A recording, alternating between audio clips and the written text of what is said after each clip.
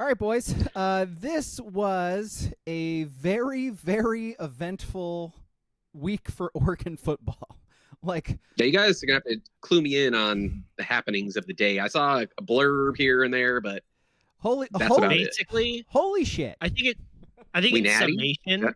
Yeah, it is. In 3 words, it's we are natty. We Correct. is natty. Next year, sorry, Ohio State. Yeah, have fun with your back-to-back this year. Whatever. Next year, it's all Oregon. Poverty program. Provided Dante Moore comes back, but whatever. How big have the Buckeye tears been in the social media realm? So let's hold off on that because we don't know where Chris Henry Jr. is going yet.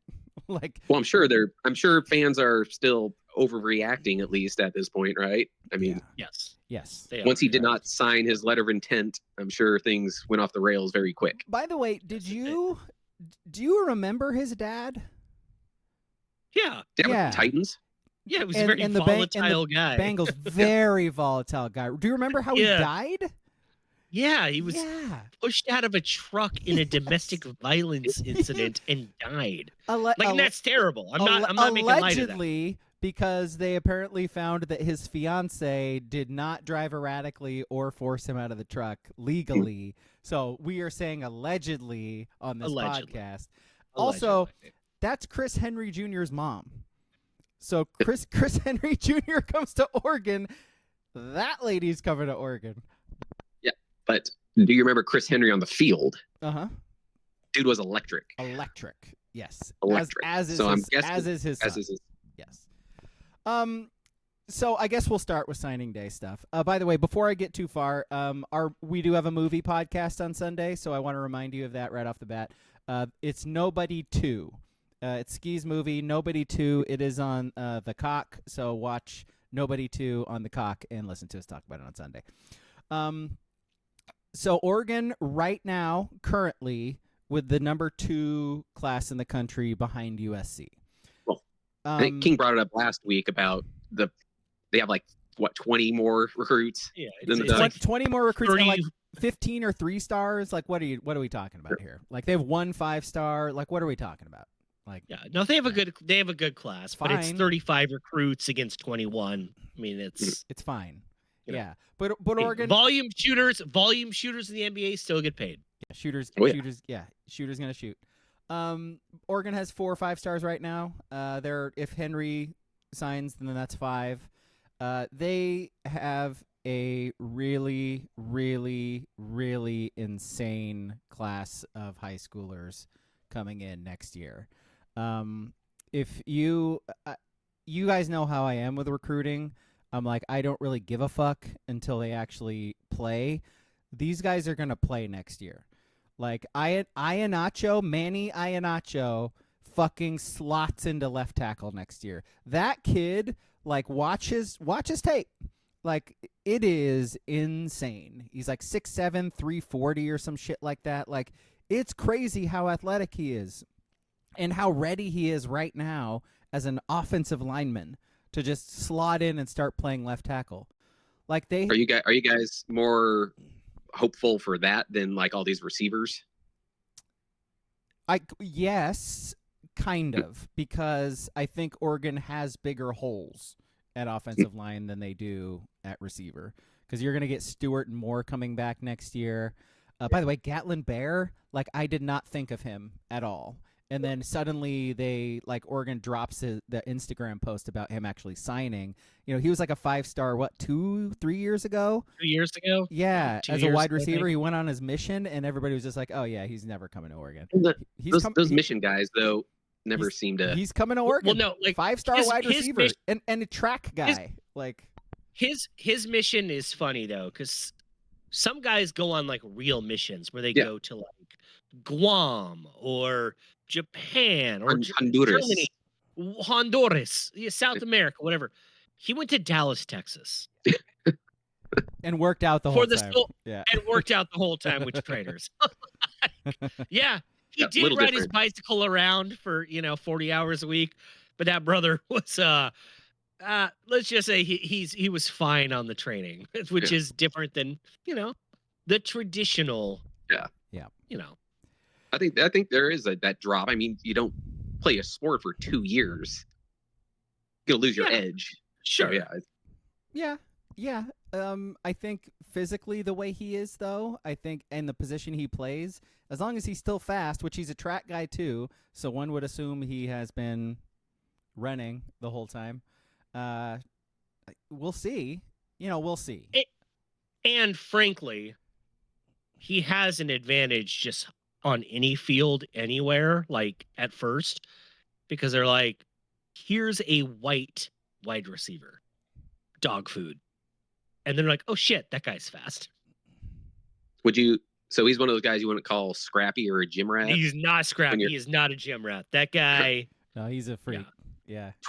Fast twitch? Would you describe him as fast twitch? Oh, yeah. He's got fast twitch fibers everywhere. I think his brother is actually at the U of O now doing track after winning a couple of SEC track championships or whatever, like individual championships. So good genes. Superior genes, as Sydney Sweeney would say. Huckleberry in the chat, 10.1500 meter for Gatlin Bear. That seems fun. Seems good.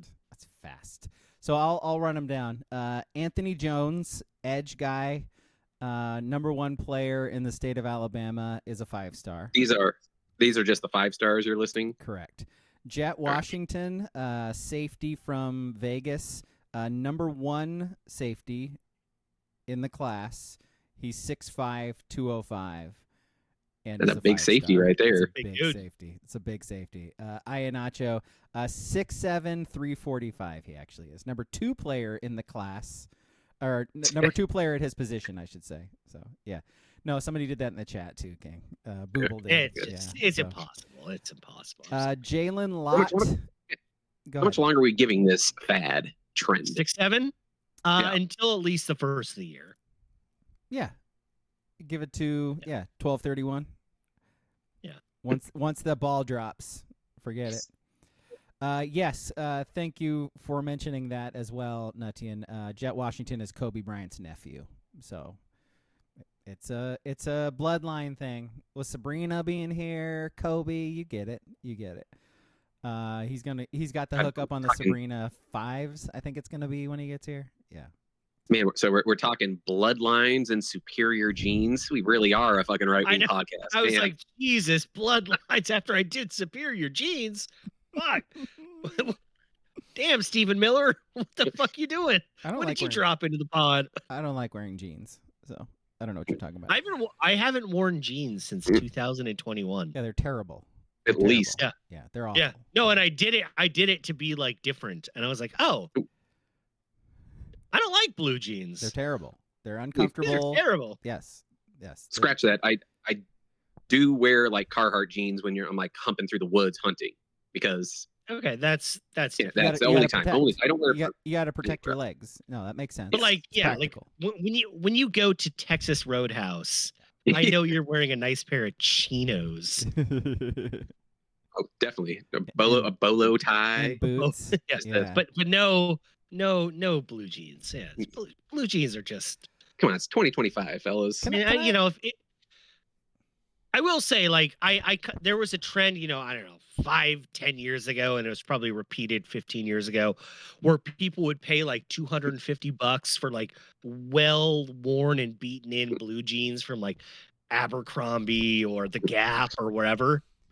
Probably well worth it in hindsight, because breaking in a pair of jeans, it's terrible. The worst. You walk around like the Tin Man. Yeah. Now I know why the Tin Man in this new Wicked movie is so upset. Because he's fucking wearing blue jeans all the time. It's you gotta be free, man. So you're saying you wouldn't be a guy that if you had money, disposable income, would you be a vintage denim guy? Getting those like, oh, this is my pair of Levi's from the 60s. Because that shit's broken in. I can't say that I wouldn't be that bag, because I think I could be that bag. But they got to be like Luke Perry needed to wear those. Like, you know what I mean? Yeah. Paul Newman. Steve McQueen. Paul Newman had to Steve wear McQueen those. jeans. Yeah. Yeah.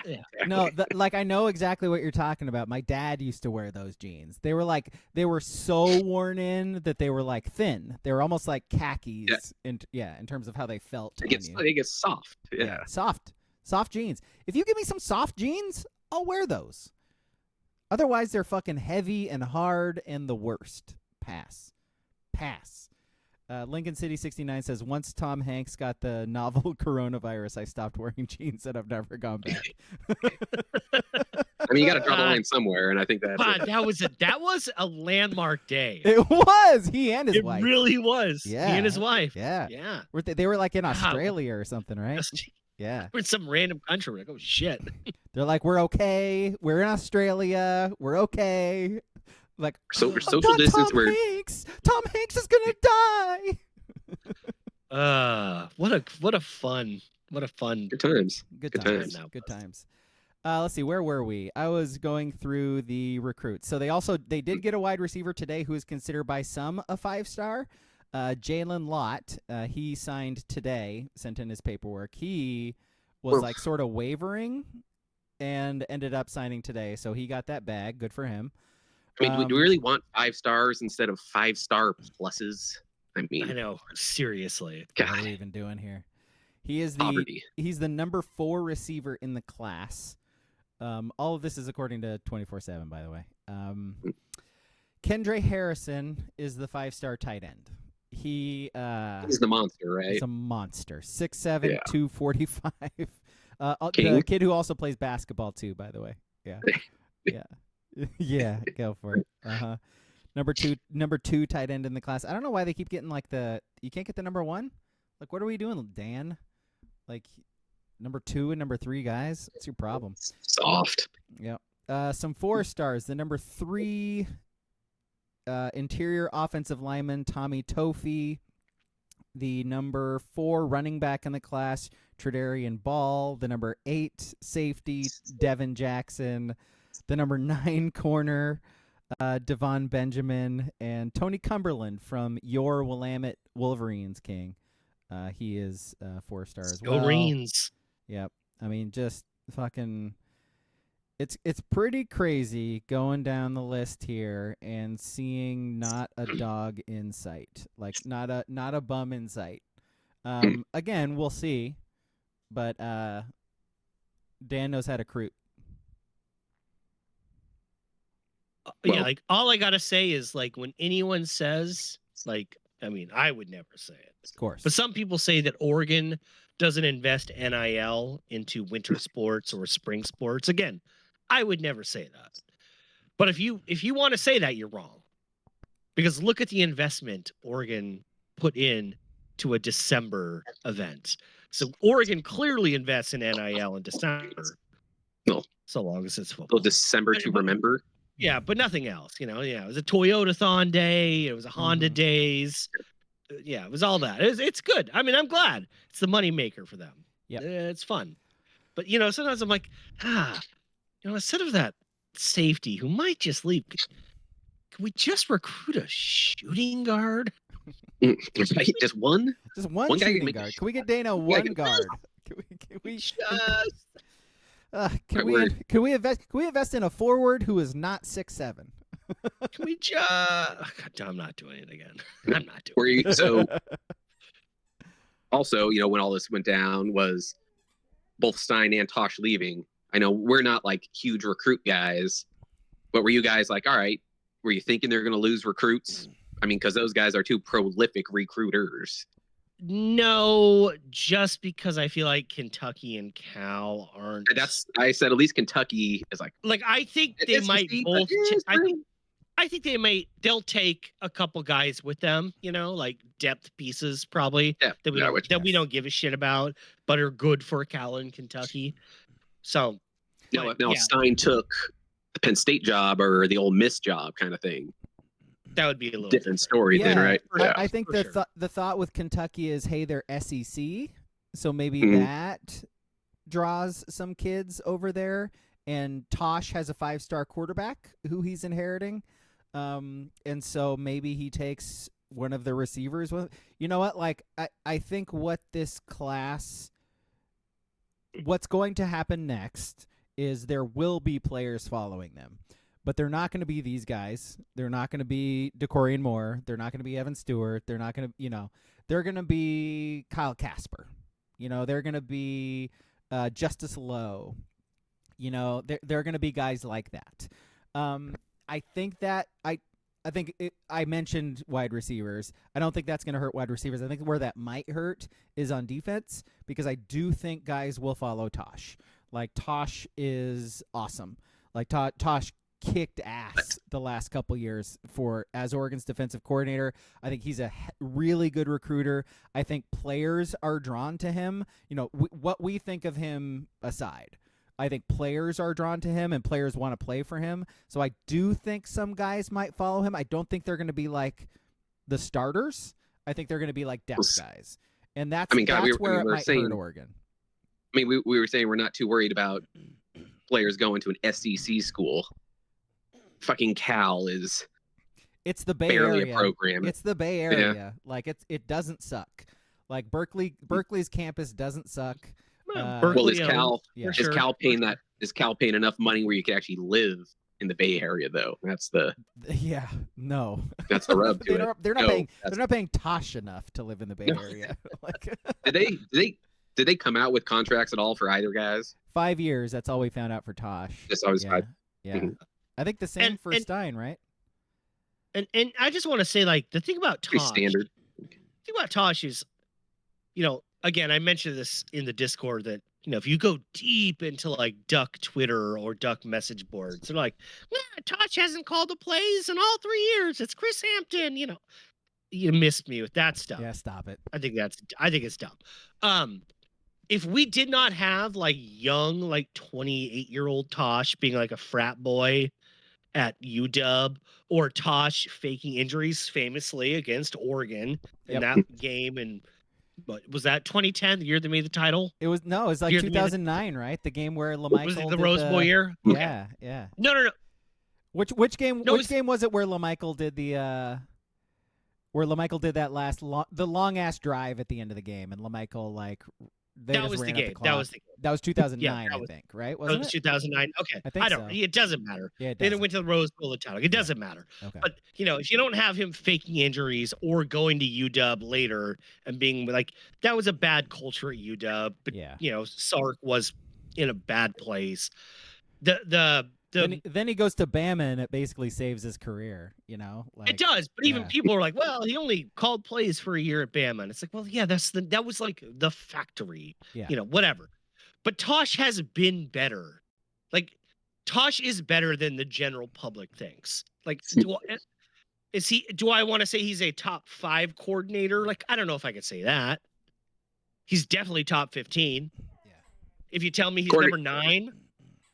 Coordinator is a little different than being a head coach, though. Of course. That's the big thing, I think, with him. I'm just saying, if we did not see him as a young person in weird situations, that would be considered a slam dunk hire. Yes. After what he's done at Oregon and even what he did, he was at the Jags and the Browns and Alabama, but everyone holds shit from literally the Bush administration almost against him. Literally 15 years ago. Yeah. It was so long. My child wasn't born yet.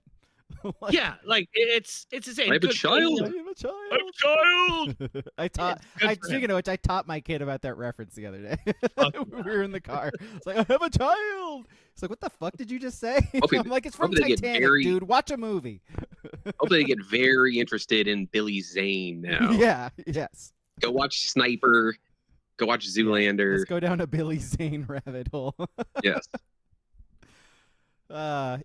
So I don't know if Tosh is going to be a good head coach. I know he's a really good motivator. I don't know if he's a really good delegator. I don't know if he's a good program organizer. We'll find out. But it's Cal though. Bar's low right now. Again, he is a really good recruiter and motivator. So he's going to kick ass at speeches, and he's going to kick ass at bringing in talent. It depends on who he hires as his coordinators if they're actually going to be good or not. And they're in the fucking ACC, so it's going to be really easy. Like, I think he has more job security than Dan Lanning does.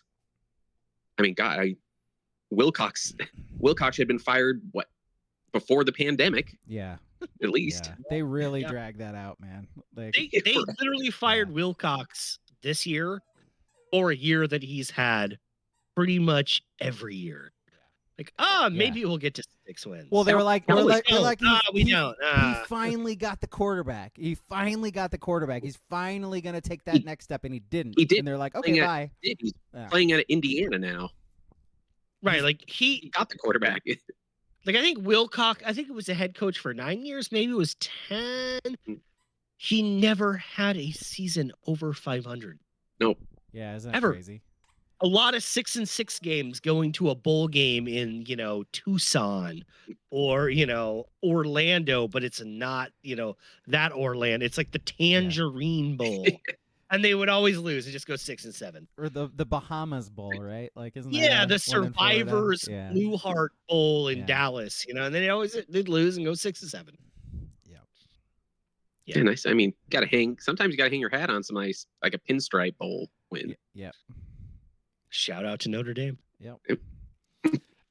Good call out by Netian in the chat. The all-time great quote from Tosh when asked what he does the night before a game: study film, eat dinner, make love to his wife. All time. It's an all-timer. Yeah. Yep. He's not a boxer. He can get those legs wobbly if he wants. Well, sure can. We have. I mean, history is on the side. Like the meatheads have been making a comeback as head coaches. They have. So thank you, Dan Campbell. Right? Like. Yep. Yeah. Yeah. Absolutely. Would you qualify Dan as a meathead? Absolutely. Biting kneecaps. Like, what are we talking about? No. Dan Lanning. Dan Lanning. Oh, Lanning. Oh. Okay. Ooh. Is he a mix between like a bro? Yeah. And a meathead? He's definitely a bro. Yeah. So, like, yes. I don't think he's a meathead. I think Mario is a meathead. No, he's a bro, yes. And I think the reason I say yes is because this guy does a lot of studying, and he does a lot of, like, motivation through using outside sources.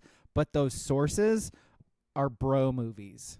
And so, like remember Chip? Chip was a reader. Chip would like use quotes, and he'd bring in these like philosophical speakers and all that shit. Like, Dan's showing Inglorious Bastards and giving Bryce Betcher a baseball bat. Like, that's bro shit. Like, there is the difference. Dan is shoot them Nazis, and Chip was water the bamboo. Yes, what does iron sharpens iron? Remember, like and Dan is shoot them, shoot them. Yes. Like, hit him in the fucking head with a baseball bat. We're not about that glitz. We're about kicking your fucking ass. What percentage do you put it at that Lanning came up with the Tiananmen Betcher Tiananmen shirt? What? Yeah. Wait, what are you talking about? Yeah. Did you not see their post-game fucking shirts they were wearing? Oh, the Caucasian shirts? I thought you were going Tiananmen Square there. I thought you were too. I'm like, what the fuck? Tiananmen. Oh, Tiananmen. Okay. Tiananmen. Okay. Those are fun shirts. I was like, that seems like a picture of Betcher standing in front of the tank. Is that what you're saying, Ski? Like Betcher is the tank, my friend. Yes, he is. We're the tank. We're the tank. No, they think they want rights. No. They think they want basic human rights. We'll show them we're right. we're not just right. Long live communism, right? Yeah. You're the moral. We're the tank. They're the moral. We're the bomb. Yeah.